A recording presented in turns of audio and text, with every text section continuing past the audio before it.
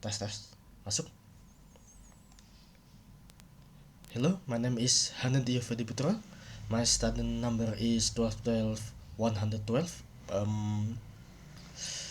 So I'm from English class D. So I will read about the article both in English and Bahasa Indonesia. This is from text 8. I will read the article in English first. Distillation is one of the most fundamental and widely applied operations in the chemical and process industry.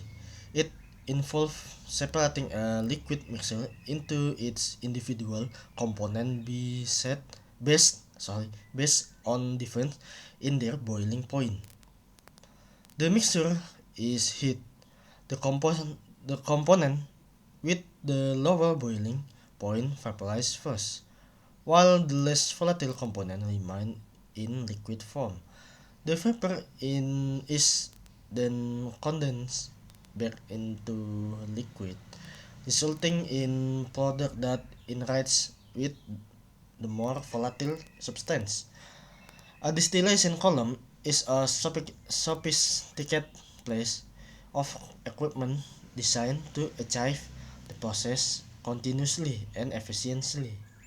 Inside the column, vaporize while liquid descend through a series of tray or a packing material that maximize contact between the two pastes. On each tray, heat and mass transfer take place simultaneously. Part of the rising vapor condense, releasing heat, while part of descending liquid vaporize, absorbing heat. This countercurrent contact allow repeat equilibrium state that gradually enrich the vapor phase in the more volatile component as it move upward. At the top of the column, the vapor is directly into a condenser, where it is cooled and converted back into liquid. This condensed liquid form the distillate, also called the overheat product. A portion of the distillate is returned to the column as a reflux. The reflux provides liquid that enhances separation efficiency by maintaining a steady temperature gradient and improving vapor-liquid contact. At the bottom of the column, the remaining liquid, known as the bottom product, contains the less volatile component. It is reheated by a device called reboiler, which supplies that necessary heat to drive continuous evaporation. The effectiveness of a distillation process depends on several key factors such as a column pressure, reflux ratio, feed composition, and tray design. A high reflux ratio produces a pure distillate but requires more energy. Therefore, engineers must balance the energy cost with the desired product quality. The feed mixture is usually introduced near the middle of the column to optimize the separation between the lighter and heavier component. Evaporation, while also based on the principle of heating, serves a different industrial purpose. Instead of separating volatile components, evaporation concentrates a solution by removing part of the solvent, typically water. The liquid is heated until a portion vaporizes, leaving behind a more concentrated liquid product. In many industries, such as food processing, desalination, and wastewater treatment, multiple effect evaporator is used. This system recycles the vapor from one stage to heat the next, dramatically improving energy efficiency, reducing operational costs. In both distillation and evaporation, heat transfer and phase change are the core phenomena. Successful operation requires the precise control of the temperature, pressure, and flow rate to ensure efficiency, safety, and product consistency. Engineers must also consider the physical properties of materials such as a boiling point, vapor pressure, and thermal stability to design the most suitable equipment. In summary, separating by heating is cornerstone of chemical engineers practice. Through the careful design of distillation column and evaporators, industry can purify raw material, recover valuable product, and minimize energy consumption. Consum, consumption. This process illustrates how the principle of thermodynamic and fluid mechanics are transformed into practical technology for modern manufacturing. So now is Indonesia.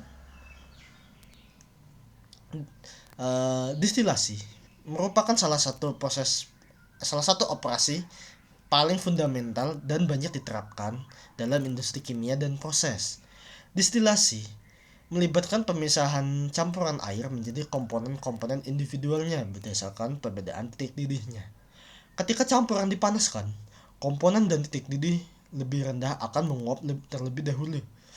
Sementara komponen yang kurang volatil tetap dalam bentuk cair. Uap tersebut kemudian dikondensasi kembali menjadi cairan, menghasilkan produk yang diperkaya dengan zat yang lebih volatil. Sebuah kolom distilasi adalah peralatan yang canggih yang dirancang untuk mencapai proses ini secara terus-menerus dan efisien. Di dalam kolom, uap naik ke atas sementara cairan turun ke bawah melalui serangkaian tray atau bahan packing yang memaksimalkan kontak antara kedua fase tersebut. Pada setiap tray, perpindahan panas dan massa terjadi secara bersamaan. Sebagian uap yang naik mengembun melepaskan panas, sementara sebagian cairan yang turun menguap menyerap panas. Kontak berlawan arah atau kontak current ini memungkinkan terjadinya tahapan kesetimbangan yang berulang secara bertahap, memperkaya fase uap dengan komponen yang lebih volatil seiring pergerakannya ke atas. Di puncak kolom, uap diarahkan ke dalam kondenser di mana uap didinginkan dan diuap kembali menjadi cairan. Cairan yang terkondensasi ini membentuk distilat yang juga disebut produk overhead. Sebagian dari distilat ini dikembalikan ke kolom sebagai reflux. Reflux menyediakan cairan yang meningkatkan efisiensi pemisahan dengan mempertahankan gradien suhu yang stabil dan meningkatkan kontak uap cair. Di dalam cairan yang tersisa, yang dikenal sebagai produk bottom, mengandung komponen yang kurang volatil. Cairan ini dipanaskan kembali dengan perangkat yang disebut reboiler, yang menyediakan panas yang diperlukan untuk mendorong penguapan secara terus-menerus. Keefektifan proses distilasi bergantung pada beberapa faktor kunci seperti tekanan volume, rasio reflux, komposisi umpan, dan desain tray. Rasio reflux yang tinggi menghasilkan distilat yang lebih murni, tapi membutuhkan lebih banyak energi. Oleh karena itu, insinyur harus menyeimbangkan biaya energi dengan kualitas produk yang diinginkan. Campuran umpan yang dimasukkan di dekat bagian tengah kolom untuk mengoptimalkan pemisahan antara komponen yang lebih ringan dan lebih berat. Evaporasi atau penguapan disebut juga berdasarkan prinsip pemanasan memiliki tujuan industri yang berbeda. Alih-alih memisahkan komponen volatil, evaporasi memekatkan suatu larutan yang menghilangkan sebagian pelarut. Biasanya air di cairan dipanaskan hingga sebagian menguap, menyisihkan produk cair yang lebih pekat. Di banyak industri seperti pengolahan makanan, desalinasi, dan pengolahan air limbah, evaporator multi-efek digunakan. Sistem ini mendaur ulang dari satu tahap untuk memanaskan tahap berikutnya secara drastis, meningkatkan efisiensi energi dan mengurangi biaya operasional. Dalam kedua proses distilasi dan evaporasi, perpindahan panas dan perubahan fase adalah fenomena inti. Operasi yang berhasil memerlukan kontrol yang presisi terhadap suhu, tekanan, dan laju alir untuk memastikan efisiensi, keselamatan, dan konsistensi produk. Insinyur juga mempertimbangkan alat fisik material seperti titik didih, tekanan uap, stabilitas thermal, dan untuk merancang peralatan yang paling sesuai. Kesimpulannya, pemisahan dengan pemanasan adalah landasan yang praktis teknik kimia. Melalui perancangan kolom distilasi adalah dan evaporator yang cermat, yang tepat, industri dapat memurnikan bahan baku, memulihkan produk berharga, dan minimalkan konsumsi energi. Proses-proses ini menggambarkan bagaimana prinsip-prinsip termodinamika dan mekanika fluida diubah menjadi teknologi praktis untuk manufaktur modern. So, sudah selesai? Itu saja dari saya. Terima kasih. Wassalamualaikum warahmatullahi wabarakatuh.